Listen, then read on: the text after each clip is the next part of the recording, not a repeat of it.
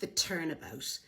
An applicant should be able to turn the car around in the road in a competent manner, allowing for the correct observation and the correct right of way. If the applicant does not manage this, a fault may be recorded for the turnabout. All faults recorded during the manoeuvre must appear opposite turnabout on the test score sheet. A fault should not be recorded for steering the wheel when not moving the car. In other words, dry steering. There's another name for it, I can't remember.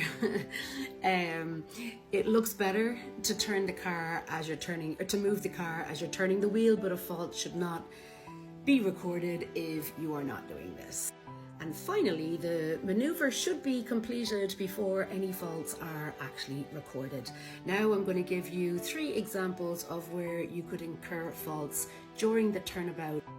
The first example could be if an applicant hits the curb, if they don't use proper and effective use of the controls during the manoeuvre, makes inadequate progress or uses excessive speed. A fault in this case could be recorded under competency. Another example is if an applicant during the manoeuvre obliges another road user to slow down or stop because they have not made use of the correct observation and given the correct right of way. They can be faulted for observation or not yielding right of way on the manoeuvre, but they can't get a fault for both.